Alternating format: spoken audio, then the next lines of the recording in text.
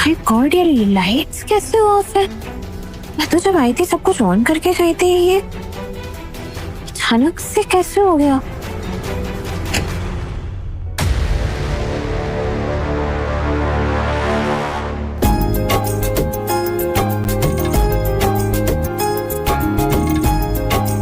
सचिन, फाइनी, ये सब क्या है? अरे कहानी है मेंढक, दो अजनबियों की जो टकराए एक अनजान मोड़ पे, पर उनके दिल रह गए उसी मोड़ पे। हाउ डेयर यू, उसने गुस्से में कहा एक्सक्यूज मी प्लीज, उसने टशन में कहा। फिर क्या, दोनों चल दिए अपनी अपनी राह, ना इसे फिकर ना इसे परवाह। पन जो किस्मत है ना, वो सुमड़ी में मुस्कुरा रही थी। रास्ते दो थे, मंजिल एक थी, नफरत दो थी, पर मोहब्बत एक थी। चलिए।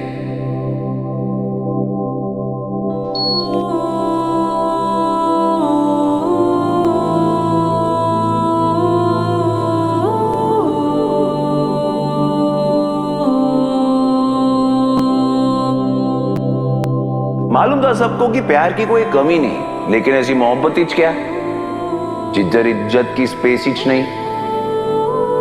गलती तो की छोकरे ने कि दूसरी छोकरी के सामने अपनी बाइकों का पक्ष नहीं लिया।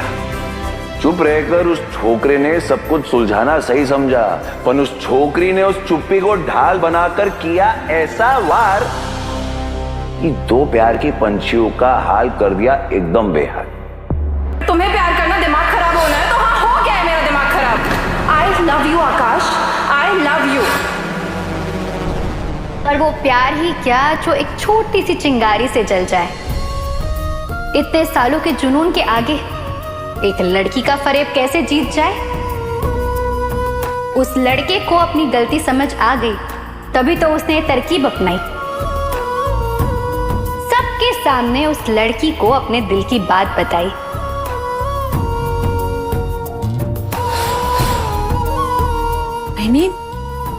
ये तस्वीर है सबूत उनके प्यार की। दो दिल एक जान की, एक खुले आसमान की।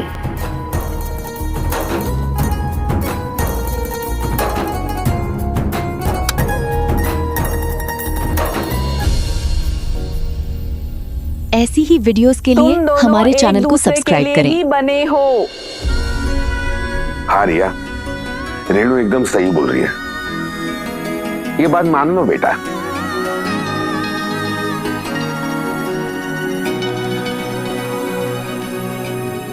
लव यू आकाश।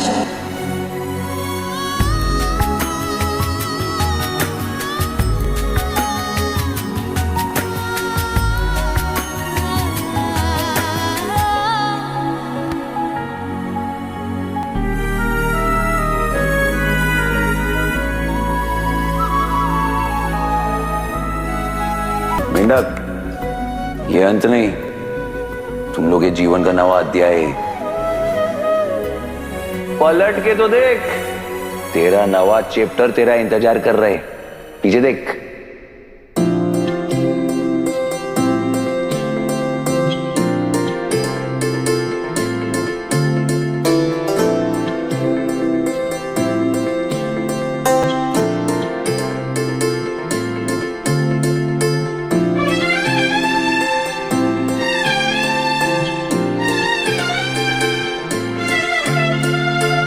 मैं आप सबके सामने बस एक चीज कहना चाहता हूं।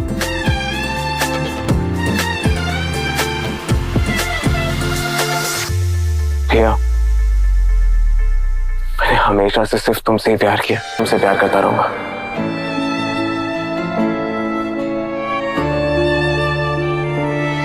ये जो नीतू ईतू ये सारे लोग हैं, ये कोई कलीग से बढ़कर कुछ नहीं है मेरे लिए। ट्रस्ट मी बेबी, मैंने कभी तुम्हें चीट नहीं किया, कभी कोई ऐसी लाइन, कभी कोई ऐसी बाउंड्री क्रॉस नहीं की है जिसकी वजह से हमारे रिलेशनशिप में या हमारे मैरिज में कोई तकलीफ आए। लेकिन हाँ, मैंने कुछ गलतियां की है। फिर ये जो अनवांटेड पोलाइटनेस है, मेरी ये साइलेंस है और मेरी जो एक गंदी आदत है जो मैं हमेशा ये सिचुएशन से अवॉइड करता हूँ खुद को, ये सब मेरी गलती है।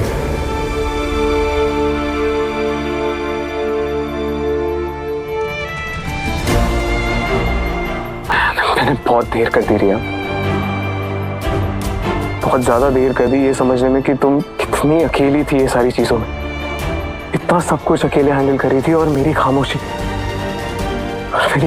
ने तो तुम्हें सिर्फ हमेशा और ज्यादा अकेला महसूस करवाया। रिया, इन सबकी रिस्पॉन्सिबिलिटी मैं लेता हूं।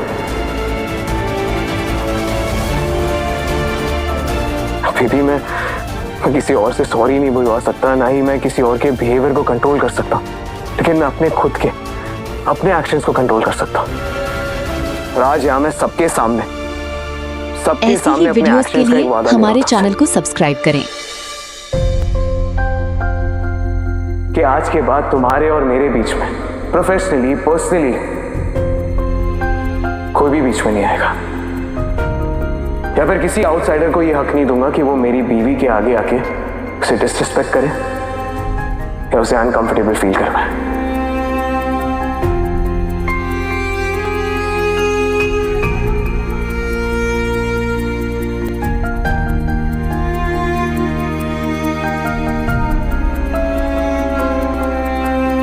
क्योंकि मेरा पहला फर्ज तुम हो,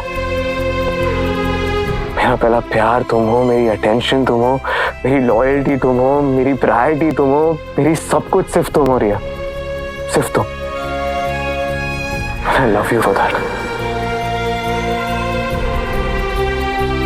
एंड रिया, मेरी वजह से कभी भी तुम्हारे दिल में कोई डाउट आया हो, कोई भी इनसिक्योरिटी आई हो, कभी तुम्हें लगा हो कि मैंने तुम्हें हर्ट किया है, तो प्लीज प्लीज मुझे माफ कर देना।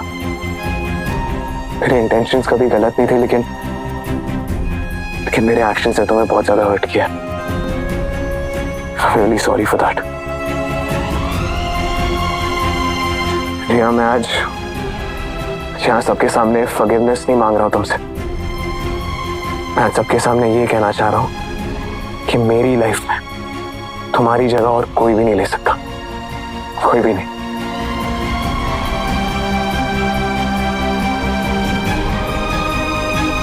I promise you, जिंदगी भर हमेशा मैं तुम्हें यही यकीन दिलाता रहूंगा कि मेरी लाइफ तुम्हारे बिना एकदम इनकम्प्लीट है।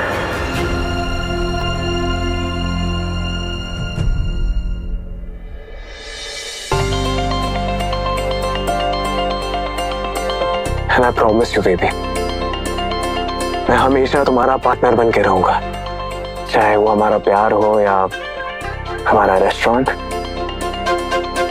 चाहे तुम्हारा वो ये प्यारा सा गुस्सा हो या फिर तुम्हारा favourite cupcake.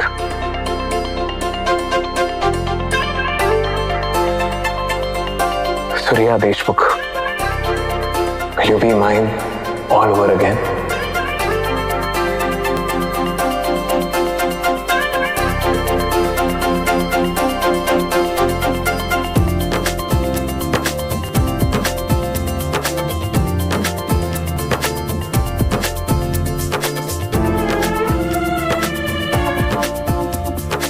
Yes, Akash. 100 times yes. इसकी टांग मस्ते मजा आया। क्या कर रहे हो? पकड़ दादा।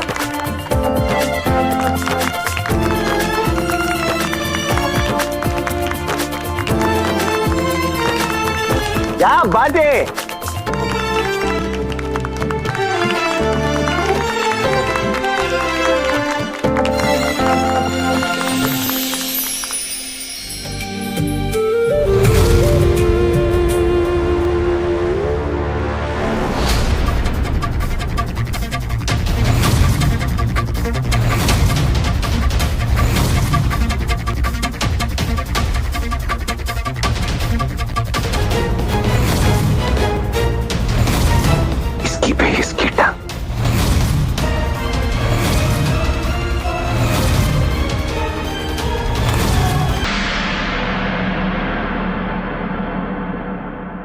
नो आकाश, मैंने ये सब कुछ तुम्हारे लिए किया है और अब मैं तुम्हें छोड़ के नहीं जा सकती।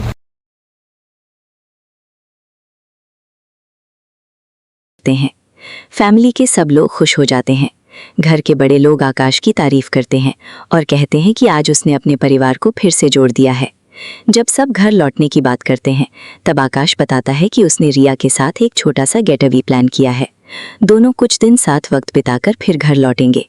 सब लोग उन्हें ब्लेसिंग्स देते हैं। सचिन और साइली को भी सब लोग शुक्रिया कहते हैं क्योंकि उनकी वजह से आकाश और रिया फिर से एक हो पाए। उधर सचिन अचानक साइली को टेरेस पर बुलाता है। साइली जब ऊपर पहुंचती है तो देखकर हैरान रह जाती है कि उनके सपनों के कमरे का काम शुरू हो चुका है। सचिन बहुत खुश होता है और दोनों मिलकर अपनी फ्यूचर रूम की प्लानिंग करने लगते हैं। वो डिसाइड करते हैं कि दरवाज़ा कहाँ होगा, खिड़की कहाँ होगी और पौधों के लिए जगह कैसे बनेगी। साइली चाहती है कि सुबह की पहली धूप सीधी उनके कमरे में आए। दोनों अपने छोटे से घर और आने वाले फ्यूचर के सपने सजाने लगते हैं। सचिन प्यार से कहता है कि एक दिन वो, साइली और उनका बच्चा इसी कमरे में खुशी से रहेंगे। लेकिन इसी दौरान साइली का मूड अचानक उदास हो जाता है। वो महसूस करती है कि उसकी बॉडी में एनर्जी नहीं है और उसका मन भी बहुत भारी लग रहा है। सचिन उसे समझाता है कि डॉक्टर की रिपोर्ट आने वाली है और सब ठीक हो जाएगा। वो उसका हौसला बढ़ाकर तेजस और उसका परिवार घबरा जाता है। सरस्वती जल्दी से रिश्ता पक्का करने की बात करती हैं और कोर्ट मैरिज तक का सजेशन दे देती हैं। रेणुका इस बात का विरोध करती है और कहती है कि घर के मुखिया के बिना इतना बड़ा फैसला नहीं हो सकता। लेकिन सरस्वती लगातार प्रेशर बनाती रहती हैं। आखिर में तेजस मजाक में फंस जाता है और माहौल और भी ऑकवर्ड हो जाता है। इसी बीच सचिन और साइली डॉक्टर के पास रिपोर्ट लेने पहुंचते हैं। डॉक्टर बताती हैं कि साइली को PMOS है। ये एक हार्मोनल इम्बैलेंस है जिसमें पीरियड्स इरेगुलर हो सकते हैं, क्रेविंग्स और थकान रह सकती है और प्रेगनेंसी जैसे सिम्टम्स भी दिख सकते हैं। डॉक्टर बताती हैं कि मां बनने में कोई बड़ी दिक्कत नहीं है, लेकिन कंसीव करने में थोड़ा ज्यादा वक्त लग सकता है। ये सुनकर साइली घबरा जाती है और क्लिनिक से बाहर निकल जाती है। सचिन उसके पीछे जाता है और उसे समझाता है कि ये दुनिया का अंत नहीं है। डॉक्टर ने सिर्फ एक प्रॉब्लम बताई है जिसका ट्रीटमेंट मौजूद है। साइली टूट जाती है और कहती है कि हर बार उनके सपने अधूरे क्यों रह जाते हैं। लेकिन सचिन उसका हाथ पकड़कर कहता है कि वो दोनों मिलकर हर मुश्किल का सामना करेंगे। उसके लिए सबसे जरूरी साइली है, ना कि कोई और बात। आखिर में वो साइली को वापस डॉक्टर के पास ले आता है। डॉक्टर फिर डिटेल में समझाती हैं कि PMOS आजकल बहुत कॉमन है और सही ट्रीटमेंट, मेडिसिन, डाइट और रूटीन से इसे कंट्रोल किया जा सकता है। वीकली चेकअप और रेगुलर वॉक की सलाह दी जाती है। सचिन पूरा भरोसा देता है कि वो साइली का पूरा ख्याल रखेगा। अगले दिन सचिन साइली के लिए पूरा रूटीन बना लेता है। रात भर वीडियोस देखकर उसने डाइट चार्ट तैयार किया होता है। वो साइली को ब्रेकफास्ट करवाता है और वॉक पर ले जाने की तैयारी करता है। सचिन प्यार से कहता है कि PMOS जो भी हो वो इसे साइली की जिंदगी से दूर करके रहेगा। ये देखकर साइली इमोशनल हो जाती है और महसूस करती है कि उसे सचिन जैसा हस्बैंड मिलना उसकी सबसे बड़ी खुशनसीबी है।